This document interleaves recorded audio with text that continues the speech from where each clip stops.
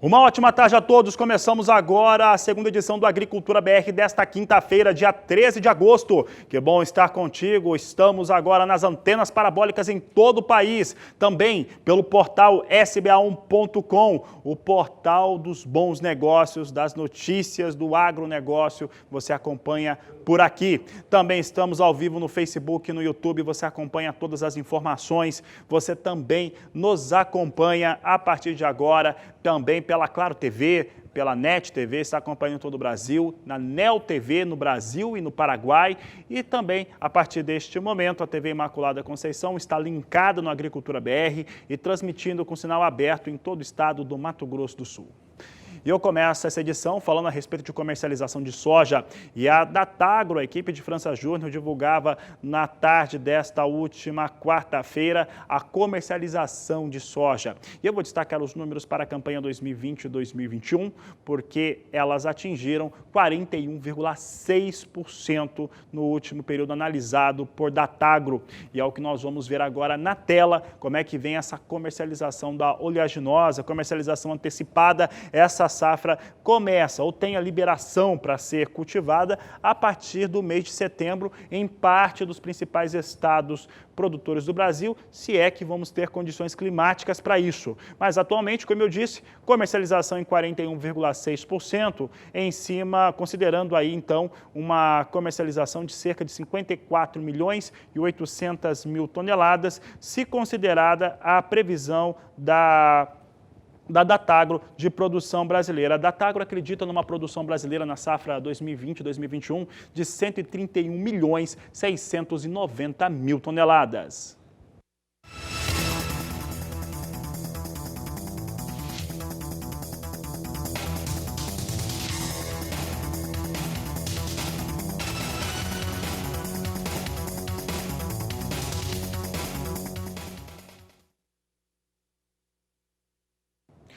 Seguimos falando de soja, agora cenário internacional, também o conflito comercial entre China e Estados Unidos. Sobre esse assunto, Tarso Veloso, da consultoria ARC Mercosul, conversou com Walter Pulga Júnior. O Tarso está na Bolsa de Chicago, está em Chicago, e falou a respeito desses temas que você acompanha agora. Tarso Veloso, obrigado por ter recebido, e aceita o convite para participar da nossa programação. Vamos falar daquilo que aí em Chicago você acompanha, onde você já está aí há 6 anos, A evolução dos negócios nos mercados de soja e de milho. Como caminha a negociação nessa safra de soja e de milho aí nos Estados Unidos? Bom, primeiramente é um prazer estar aqui com você, conversando sobre o assunto, e eu acho que é muito interessante para a gente tentar entender como o mercado brasileiro vai se comportar, vendo como a China e os Estados Unidos têm brigado aqui fora. A gente lembra que a guerra comercial surgiu em 2018, após a eleição do presidente Donald Trump. Ele comprou a briga com a China e a China resolveu retaliar na base de apoio principal do presidente, que foram os fazendeiros. Então a China mudou completamente o foco para o Brasil. Em 2019, a gente ficou muito na dúvida se haveria aquele acordo entre os dois países, se a China realmente e os Estados Unidos voltariam a se entender. E agora, em 2020, que os Estados Unidos voltou a subir o tom contra a China realmente praticamente abandonou a primeira fase do acordo da guerra comercial. A China não está cumprindo com as quantidades de commodities que deveriam ser compradas dos Estados Unidos. Isso beneficiou completamente o produtor brasileiro, porque os prêmios de exportação subiram pelo fato de que a China concentrou boa parte da demanda em um só país. A gente lembra que até 2017 era uma coisa muito de hemisfério. A gente colhia a safra, o nosso produto era o mais barato, até o momento que os americanos colheriam a safra deles e eles teriam esse benefício econômico pelo fato da oferta ser maior e o preço cair. Vendo hoje os dois países brigando e a China comprando, por exemplo, o Brasil esse ano já vai bater a meta de exportação para o ano inteiro, faltando 5 meses para a conclusão do ano comercial. E a gente vê o produtor brasileiro recebendo ofertas para vender a soja futura para 2021 e até 2022 a preços muito bons. Boa parte desse preço bom que está sendo oferecido no Brasil é em função da desvalorização do real frente ao dólar, mas também tem esse outro componente da China ser obrigada a comprar a maior parte da sua demanda de soja do Brasil. a gente também tem visto que, pelo fato da nossa moeda estar desvalorizada, a concorrência direta, tanto na soja quanto no milho, com os Estados Unidos, tem feito com que o produtor brasileiro tenha um produto mais barato no mercado internacional. Portanto, a gente tem uma competição melhor e nós temos mais demanda também no milho e na soja. E este é um panorama que deve se manter este ano e também no ano que vem. Falando rapidamente da... Ou seja, te interrompendo, a perspectiva aí para o ano que vem também é boa para produtor de soja e milho no Brasil? Sim, boa parte dos nossos clientes no Brasil já venderam metade da safra de soja que eles plantarão agora mês que vem, em setembro. Ofertas de 90 e tantos reais por saca, antes de plantar uma safra, realmente deixou o produtor com água na boca e uma grande quantidade de soja foi vendida. Isso também é uma indicação que os chineses estão incentivando o brasileiro a plantar. Eles estão dando dinheiro com 2 anos de antecedência, uma oferta boa, e isso vai incentivar o produtor a continuar plantando. Isso nos diz que eles estão preparando a cama para entrar de vez, voltar à guerra comercial como foi em 2018. Bom, diante disso, vamos agora saber do que estamos fazendo aqui, né, Tarso? Você acompanha de perto, agora vocês lançaram na ARC Mercosul um relatório diário de soja e milho, mas temos um assunto novo, além desse relatório diário que vocês distribuem para a imprensa e para os seus clientes. Tem esse novo contrato de soja que está sendo construído aqui na Bolsa Brasileira, na B3. O que é esse novo contrato futuro de soja? Será que esse contrato vai dar certo? Essa é a pergunta que todo mundo quer saber. É a segunda vez que a B3 e a Bolsa de Chicago, que as duas bolsas têm uma parceria desde 2007 para lançamento de produtos, e essa é uma parceria que eles estão fazendo justamente por conta da guerra comercial. Em 2018, quando a guerra começou, os prêmios de exportação do Brasil multiplicaram por 4 ou 5 vezes, enquanto aqui nos Estados Unidos eles caíram. Isso criou uma distorção no mercado, que nem eu havia explicado, que antes era fácil. Os Estados Unidos vendia 6 meses e a gente vendia 6 meses. Agora o prêmio do Brasil estourou. Isso criou uma distorção em relação ao preço em Chicago versus o preço no Brasil. Então, o que as duas bolsas estão fazendo é criar um contrato em que o produtor brasileiro vai poder travar o prêmio de exportação com base em Santos. Então, se o produtor brasileiro hoje ele já consegue fazer um NDF de câmbio, ele consegue, de repente, fazer uma trava em Chicago, agora ele vai poder aproveitar as melhores épocas do ano, as altas nos prêmios de exportação, para fazer também essa trava. Por enquanto, o valor e o tamanho do contrato ainda não foram divulgados, depende da aprovação da Comissão de Valores Mobiliários e também de outros agentes do Banco Central, mas a ideia é que seja um contrato em que o produtor também consiga negociar, ou seja, não precise de uma alavancagem muito grande e o produtor possa captar esses aumentos dos prêmios para que ele também, às vezes, já travou uma soja no mercado, o prêmio subiu, ele consiga aproveitar um pouco essa mudança dinâmica que tem acontecido com os prêmios de exportação. Agora, não é a primeira vez que nós temos, assim, digamos, alguma decepção com contratos futuros de soja no Brasil. A liquidez sempre está na Bolsa de Chicago. Exatamente agora. Você vê possibilidade de agora vingar esse novo contrato? Eu gostaria de ver o contrato também no Arco Norte. Eu acho que é uma região importante, eu acho que o produtor que está expandindo a área, de repente, em Matopiba, norte de Mato Grosso, ele talvez não tenha um interesse tão grande em travar base Santos. Porém, a diferença nesse caso, eu acho que tem grande chance de dar certo, é que o contrato antes ele havia sido feito foi em reais, e havia o risco do pessoal de fora da Bolsa de Chicago ter o risco do câmbio também. Então, dessa vez, ao que tudo indica, o contrato vai ser listado nas duas bolsas ao mesmo tempo e em dólares. Então, isso vai facilitar com que o pessoal de fora adicione esse volume que o produtor brasileiro não via anteriormente, que apenas cooperativas, indústrias estavam utilizando, e o produtor vai ver, então, esse volume que vai permitir que ele entre e saia do contrato mais facilmente. Bom, você acaba de ouvir aí Tarso Veloso, que é analista de commodities da ARC Mercosul, atua lá em Chicago. Vem aí um novo contrato, nós vamos acompanhar e o Tarso estará conosco para informar o andamento dessas negociações.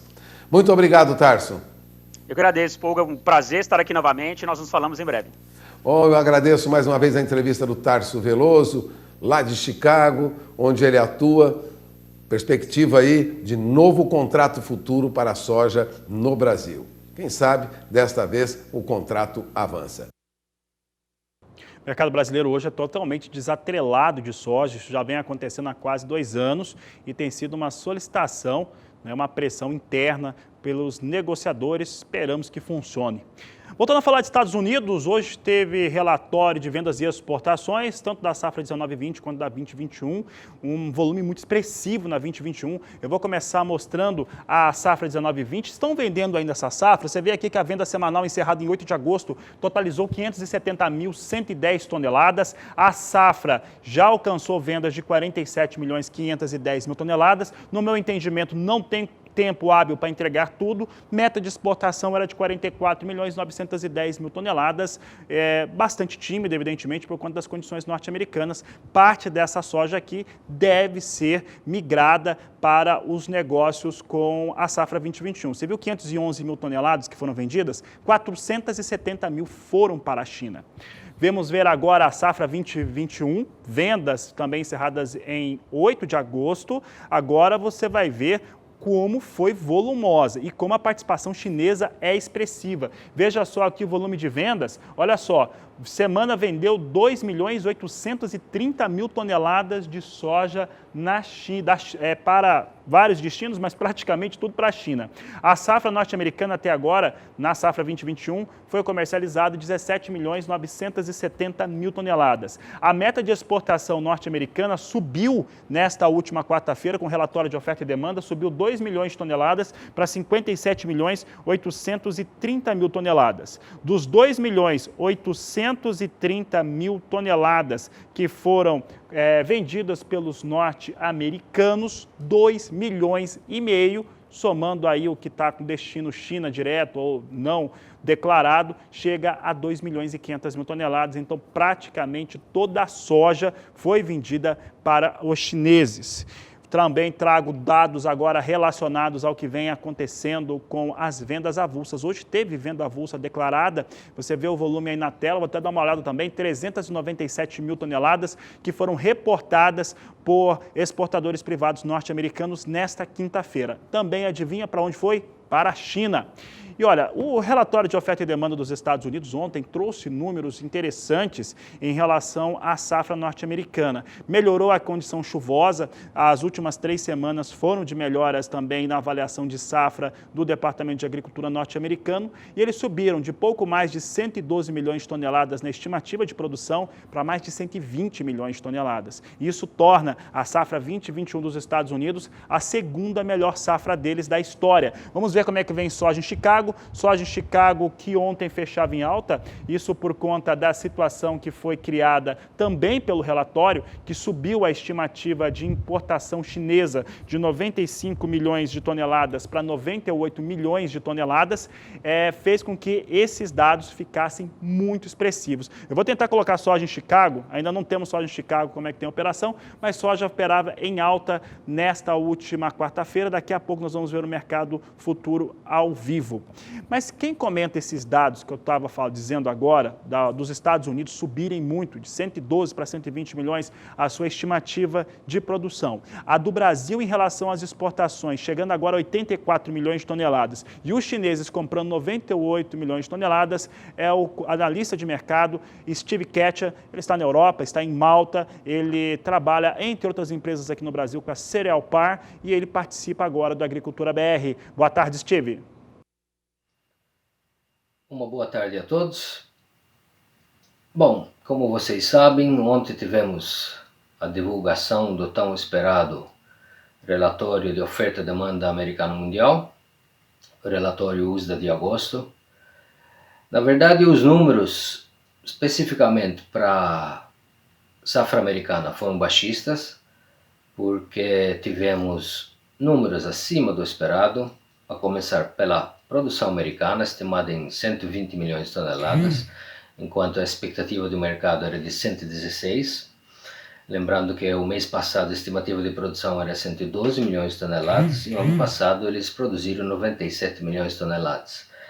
Então, esse número chegou a surpreender o mercado e, a princípio, o mercado abriu em baixa, a tendência era de baixa, até porque os estoques, uma produção maior significava estoques maiores, os estoques ficaram praticamente iguais os estoques de 2020 e 2021, estoques finais praticamente iguais a 2019 e 2020, ou algo em torno de 7 milhões de toneladas. O mercado esperava algo em torno de 14 milhões de toneladas.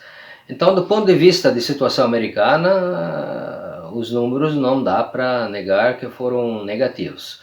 Mas ao longo do tempo, quando depois fomos vendo, analisando mais números, conseguimos ver que a situação mundial não está tão dramática quanto a situação americana.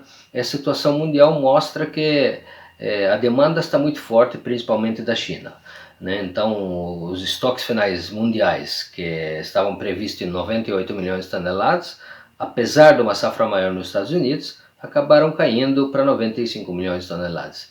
E isso talvez foi o principal fator que acabou mudando a tendência do dia, levando o mercado a fechar até com uma boa alta. Hoje de manhã, de novo, o mercado operando bem firme, soja em Chicago, com 10 pontos de alta, principalmente, de novo, em função da questão de demanda, onde a gente viu o relatório agora, algumas horas atrás, o relatório de exportações semanais americanas, com confirmação de exportações de 3,5 milhões de toneladas, 3 milhões e meio de toneladas de soja americana.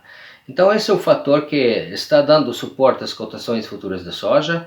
Lembrando também que um pouco do suporte do momento é que o mercado entende de que esse número ontem de produção americana talvez vai ser o maior número da temporada, o maior número do ano, ou seja, significa que as próximas estimativas tendem a mostrar uma produção americana inferior a esse número divulgado ontem de 120 milhões de toneladas. Ainda mais porque essa semana no centro-oeste americano tivemos tempestades relativamente fortes e há comentários de houve estrago nas áreas de milho. Essas tempestades atingiram as áreas em torno de 10 milhões de acres, principalmente no estado de Iowa, que é um dos 2 maiores estados produtores de soja e milho dos Estados Unidos, mas também deve sobrar algumas perdas de produtividade nas áreas de soja também. Então não está se falando de uma quebra generalizada em função dessas tempestades, mas uma indicação de que talvez as próximas estimativas vão mostrar uma safra inferior a 120 milhões de toneladas. Então o mercado operando em função dessa questão da demanda forte, obviamente temos algumas questões geopolíticas que futuramente possam interferir nesse comportamento, como a questão de guerra comercial Estados Unidos e China, e também, sem dúvida nenhuma, a pandemia Covid-19, que em vários países, principalmente na Europa, já está na segunda fase, e infelizmente essa segunda fase está preocupando pelo número de novos casos aumentando rapidamente. Em pleno verão na Europa os casos estão aumentando e obviamente ninguém sabe de novo como isso vai afetar a demanda. Mas por outro lado também não é tudo negativo, há um pouco de otimismo em relação à possibilidade de uma vacina disponível e com isso obviamente não vai ser amanhã, mas dentro de alguns meses, um sentimento de um pouco mais de otimismo que possa também ajudar as perspectivas de demandas internacionais e demanda global, principalmente dos produtos alimentícios, commodities agrícolas. Então, basicamente, foi esse o reflexo do relatório de ontem do USDA, um relatório negativo do ponto de vista da situação americana, mas não tão pessimista quando a gente olha a questão macro, a questão global, com o Brasil, como a gente tem visto, exportando fortemente, seja para a safra essa 2020, que sobra muito pouco, safra 2021 e até 2022, a situação brasileira, ajudada também pela taxa de câmbio favorável, significa que o Brasil está acelerando bem na comercialização dessa safra e das próximas 2 safras. Então, boa tarde a todos e até a próxima. Tá, o Steve Ketcher falando a respeito do mercado de soja, analisando um relatório de oferta e demanda do Departamento de Agricultura norte-americano, trouxe um expressivo aumento na estimativa de produção dos Estados Unidos, de 112 milhões para 120 milhões de toneladas na campanha 2021. No Brasil, uma exportação maior, agora para 84 milhões de toneladas, e a China comprando 98 milhões de toneladas de soja na próxima safra. Mas há elementos também que vão fazendo com que a soja volte a disparar. Soja segue disparando. Olha só, ela vinha ontem disparada por algumas questões. A principal delas é que essa estimativa maior de importação de soja por parte dos chineses faz com que o mercado acabe absorvendo melhor uma produção maior nos Estados Unidos, e teve essa chuva toda que o Steve Ketcher ele acabou de anunciar. Mas o Pulga vai falar daqui a pouco de um outro assunto. Eu vou até adiantar o Pulga aqui antes no programa, mas veja só que soja vai subindo quase 2% no mais curto prazo. Posição de setembro, 8 dólares 96 centes mais 2 o bushel. Novembro, 8 dólares 99 centes mais 4. Janeiro, 9 dólares 4 centes mais 2. Março, 9 dólares 4 centes mais 6 por bushel. São os negócios que eu destaco agora com soja em Chicago. Vou aproveitar e já chamar o Walter Pulga Jr., porque o Pulga tem uma informação que corrobora com essa questão aí de China comprar mais soja e também essas chuvas no meio oeste norte-americano, mais tempestades no meio oeste norte-americano. O Walter Pulga vai trazer uma informação agora em relação aos negócios chineses com Brasil e Estados Unidos. Pulga, boa tarde, seja bem-vindo. Olha, boa tarde a você, boa tarde a todos. A informação é, de certo modo, preocupante, mas também não é uma surpresa, né? O que ocorre é o seguinte: os chineses já trocam cargas de soja do Brasil por cargas de soja nos Estados Unidos. Os importadores chineses já desistem de alguns contratos que foram fechados no início deste ano e vão em busca de preços melhores. O assunto foi comentado pela agência internacional de notícias Bloomberg e foi confirmada por repórteres do jornal Valor Econômico na edição de hoje. Veja, eles ouviram, por exemplo, o Alberto Sartori. Alberto Sartori é sócio-diretor da AbraSoja e ele lembra: os chineses têm 5.000 anos de experiência com comércio e eles procuram, lógico, preços melhores. Com o produto mais caro no Brasil, em parte por causa do câmbio, né, o jornal Valor Econômico ressalta que os compradores chineses já desistem de alguns carregamentos de soja brasileira e pretendem cumprir seus contratos de soja com grãos comprados nos Estados Unidos. A agência Bloomberg diz que essa troca, que é conhecida como wash-out, tem envolvimento de contratos firmados no início do ano com exportadores do Brasil a valores, lógico, mais elevados que os praticados atualmente. Então, os chineses procuram trocar cargas de soja do Brasil por soja americana. Isso explica, em parte, o aumento das compras chinesas de soja no mercado americano, né? O assunto é destaque hoje na edição do Valor Econômico, no noticiário da agência Bloomberg, e vale lembrar que fontes do mercado já informavam à agência internacional Bloomberg que os exportadores dos Estados Unidos vendiam pelo menos 6 carregamentos para a China, uma carga em média de 55 a 60 mil toneladas cada uma, então são 5 vezes 6, 30, quase 300 mil toneladas, em função, em parte, desta troca também. Então, há alguns meses, os chineses vêm mudando sua posição em busca de preços mais baratos. A soja aqui tem preços firmes, a exportação brasileira vai crescer, mas os chineses já procuram, mesmo às vezes sem muita avidez, né, preços melhores lá nos Estados Unidos. Essa é a informação que é destaque hoje, Fabiano. Pulga, os chineses hoje, de acordo com relatórios de vendas e exportações, compraram 3,5 milhões de toneladas de soja até a semana encerrada em 6 de agosto, quase tudo da China. Antes de voltar para o Walter Pulga Jr., vamos mostrar agora como é que está o dólar comercial rapidamente. Olha só, Pulga, ouve comigo, R$ 5,37 mais 5 para a moeda norte-americana, uma queda de 1,41%. Pulga, hoje o dólar recua, sumiu aquele impacto que trouxe ontem o Ministério da Economia com a saída de alguns profissionais. O que mais que aconteceu no mercado?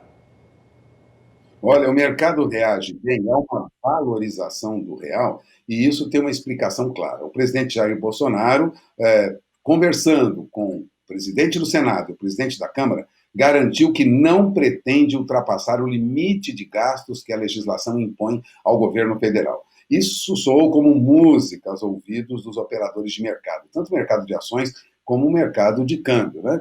E ontem também o Banco Central fez uma operação complicada. Ele lançou no mercado $1 bilhão para conter essa alta do dólar. Resumindo, o dólar acabou, eu estou acompanhando aqui, agora 1,41 de baixa frente ao real, mas a queda já foi mais acentuada, hein? O dólar já chegou a cair para R$ 5,36, já perdeu mais de 1,5% hoje. Então há, de fato, uma valorização do real frente ao dólar, ou seja, o dólar recua mais de 1,5% hoje, em alguns momentos, diante da informação de que o governo vai controlar os gastos. E isso, lógico, também já repercute positivamente no mercado de ações também. Eu estou acompanhando aqui, veja, o mercado de ações, agora, nós temos uma alta no índice Bovespa de 0,40%, índice Bovespa sobe para 102.531 pontos, chegou a operar mais baixo disso, é verdade, mas também já chegou a subir mais, né? Já chegou a subir para 103.236 pontos, ou seja, nós temos aí a nossa bolsa avançando.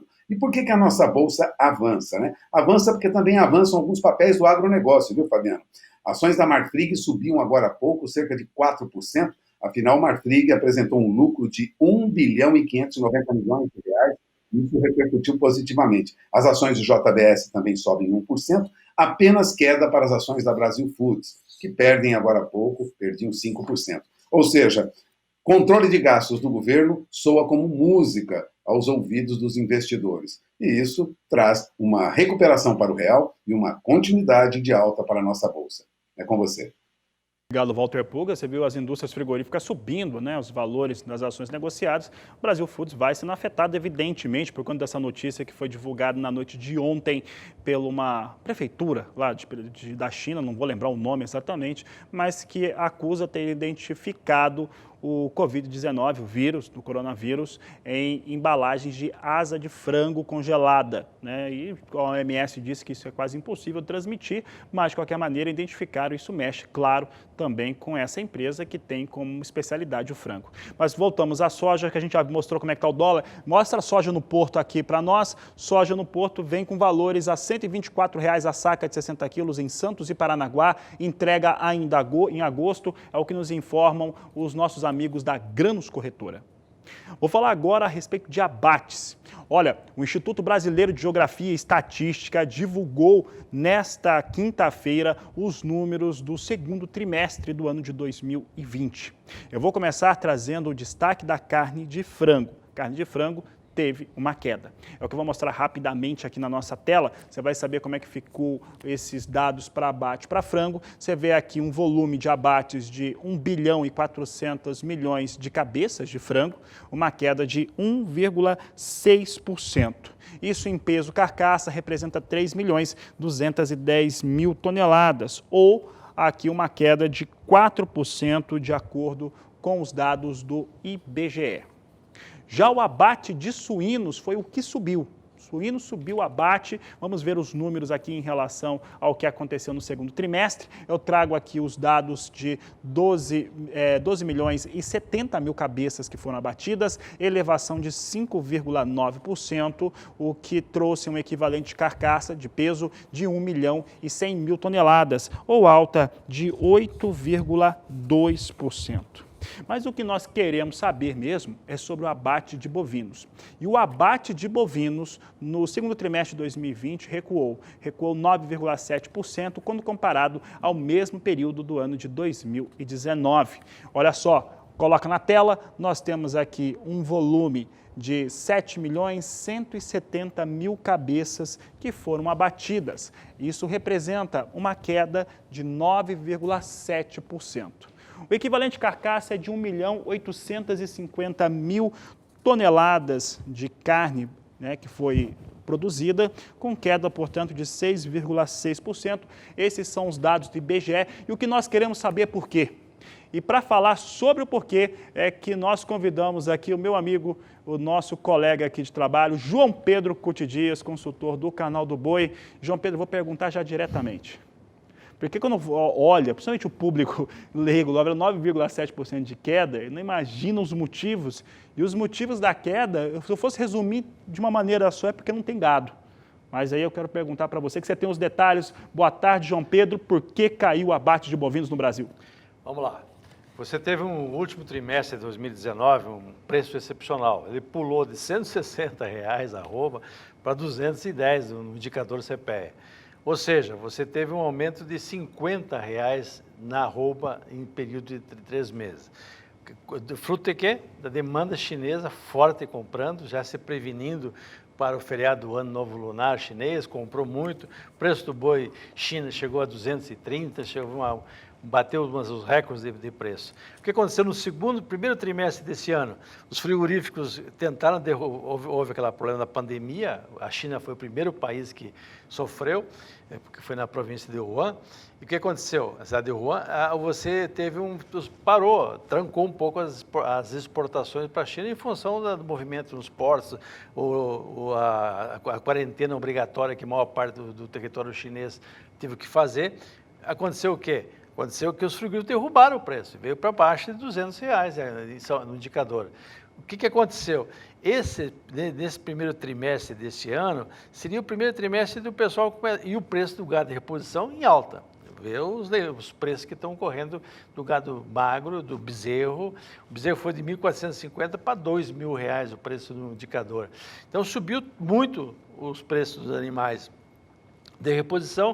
O que aconteceu? O primeiro giro. E o preço do milho alto também. O milho estava alto em maior parte do Brasil. O milho representa um papel importante no confinamento. O que aconteceu?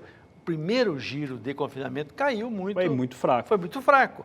Por quê? Porque o pecuarista, o confinador, ficou olhando os preços, olhando para frente, como é que fica? Não, o importante, João Pedro, só para te interromper um pouco aqui, que o canal do boi aqui no Agricultura BR, a gente já falava disso, que o primeiro giro, ou primeiro tombo de confinamento, aliás, como todos eles, seriam fraquíssimos, seriam muito baixos por conta de todas essas questões que você colocou agora. Dá para colocar aí que o número de animais confinados no Brasil em 2020, ao final do ano, será até 35%, 36% inferior àquilo que aconteceu no ano passado. E não é maior porque o segundo giro está bom. Hoje você tem a maior parte dos confinamentos cheio. Então essa carne vai entrar no mercado em setembro, outubro, que vai ser a carne dos confinamentos.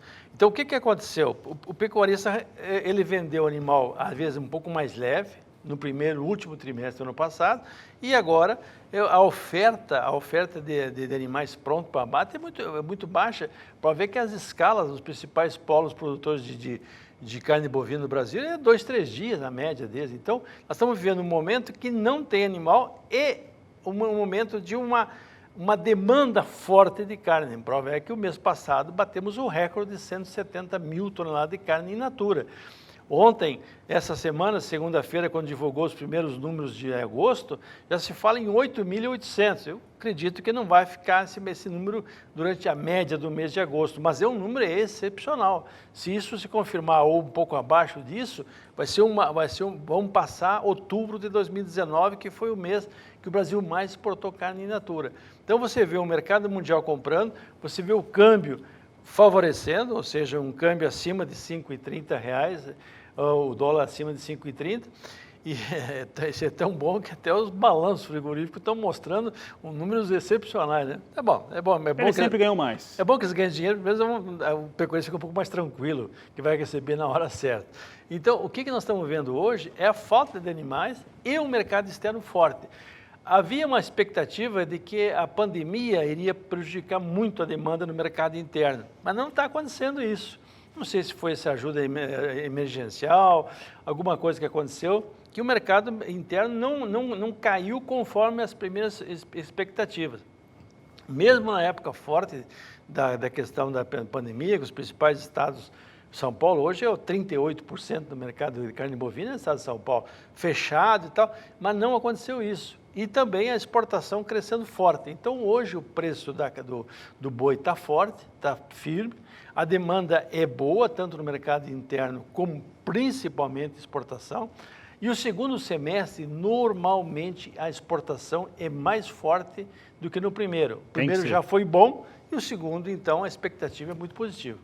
Tá certo, João Pedro. Eu posso dizer assim, já de antemão, segundo semestre, entre a última semana de outubro e novembro, aquela expectativa, a gente já falamos algumas vezes, eu conversei com vários analistas titulares. Nosso entendimento por aqui é de uma disparada de valores a partir da segunda quinzena do mês de outubro. João Pedro, obrigado pela sua participação. Você vai voltar, que eu sei, na nossa programação no Mais Pecuária hoje, vai falar um pouco mais sobre o assunto. Esse é um tema que interessa esse pessoal que está nos assistindo. Exatamente, a todos nós. Obrigado mais uma vez, João Pedro, por participar. Eu vou para o intervalo comercial. Daqui a pouco nós vamos trazer aqui para você informações ainda a respeito de pecuária, mas falando sobre aquelas áreas, agora lá no Mato Grosso, que estão livres de febre aftosa sem vacinação. Eu volto já. Olha, e nesta última quarta-feira, a Agricultura BR destacava os estados e áreas que ficaram livres de febre aftosa sem vacinação. Acre, Rondônia, Paraná, Rio Grande do Sul, parte do Amazonas e parte do estado do Mato Grosso. Você vai conhecer agora na reportagem as áreas do estado do Mato Grosso que agora são reconhecidas como áreas livres de febre aftosa sem vacinação pelo Ministério da Agricultura, na reportagem de Valdir Pacheco. Quem vai nos falar melhor sobre a região de Mato Grosso, que recebe o status de livre da febre aftosa sem vacinação, é o nosso convidado de hoje, Francisco Manzi, que é veterinário e diretor técnico da Acrimate, Associação dos Criadores de Mato Grosso. Olá, Manzi, obrigado por aceitar o nosso convite. Seja muito bem-vindo aqui no Canal do Boi. Olá, eu que agradeço o convite aqui em nome da Acrimate. Muito obrigado pelo espaço aqui concedido pelo Canal do Boi. Então, Manzi, há anos Mato Grosso pleiteia o reconhecimento de livre da febre aftosa sem vacinação. Quais são essas regiões aqui no estado que integram essa zona livre e por que foram criadas?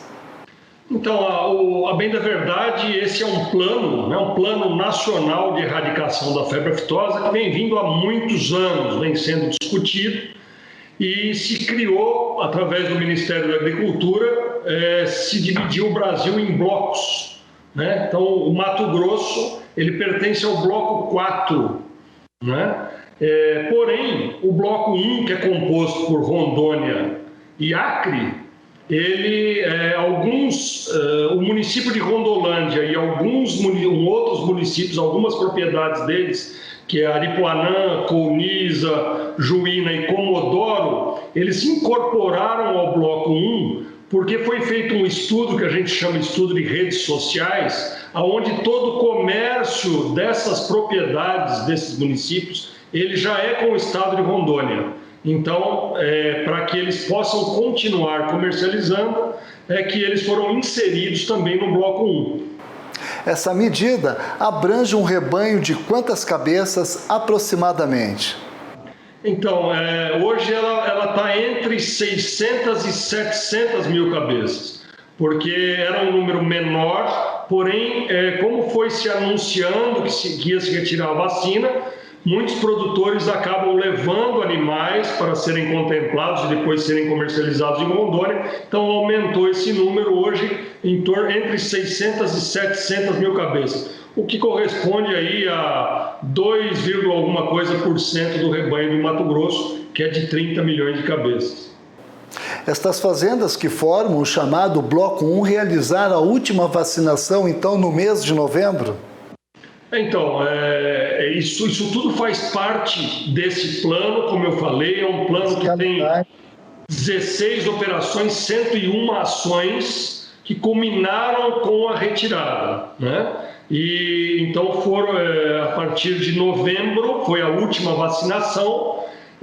Quando foi em maio, não foi feita já a vacinação nesse bloco.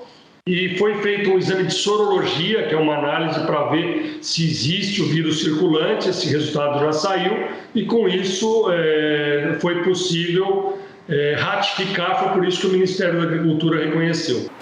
Ok, Francisco Manzi, mais uma vez, muito obrigado aqui pela sua participação. Eu que agradeço, Pacheco, agradeço também aí ao Canal do Boi por esse espaço cedido para a Acrimate e gostaria de colocar, sim, a Acrimate à disposição para quaisquer esclarecimentos ou dúvidas que possam surgir através do nosso portal, o nosso telefone 65-3622-2970. Estamos sempre à disposição, Pacheco. Acabei de conversar com Francisco Manzi, que é veterinário e diretor técnico da Acrimate. De Sinop, Mato Grosso, Valdir Pacheco. Olha, e os preços globais de produtos primários, e aí falando de soja em grão, milho em grão, carne bovina, eles não têm historicamente muita variação em relação aos valores que são pagos pela tonelada, salvo quando há uma situação muito específica, como a peste suína na China, que aumentou a demanda, aí o preço da tonelada de todas as carnes subiram, ou alguma questão relacionada a algum tombo numa safra que faz com que os valores disparem. Pensando nesta situação, lá de muito longo prazo, tanto para trás quanto para frente, nós perguntamos para o professor Marcos Fava Neves, especialista em planejamento estratégico do agronegócio, o que fazer para ter uma melhor situação de valores negociados, já que os valores tendem, em longo prazo, serem regulares. Veja, o preço dos produtos é algo que nós não temos controle. Basicamente, são transacionados em bolsa, você tem esses preços públicos, logicamente você pode ter diferença de acordo com a proximidade de alguma fábrica, de acordo com algum atributo de qualidade, mas no geral, esses produtos são considerados commodities que o preço é transparente, portanto temos pouca interferência nesse preço. Você pode fazer um produto orgânico, pode daí fazer um processamento, todo um trabalho de estratégia e marketing diferenciando o produto, aí você sai da commodity. Mas para as commodities em geral, a regra é não temos controle sobre os preços. Portanto, aonde que temos que trabalhar sempre para aumentar margem? É na variável custo de produção. E aí sim que eu estou muito animado com o pacote tecnológico cada vez mais à disposição do produtor, seja na questão da digitalização, agricultura de metro quadrado e uma série de possibilidades hoje que você tem de controlar os dados, até toda a inovação que vem vindo aí em termos de plantas mais eficientes, de bioinsumos, enfim, temos que trabalhar fortemente no custo para ter uma margem boa perante um preço definido.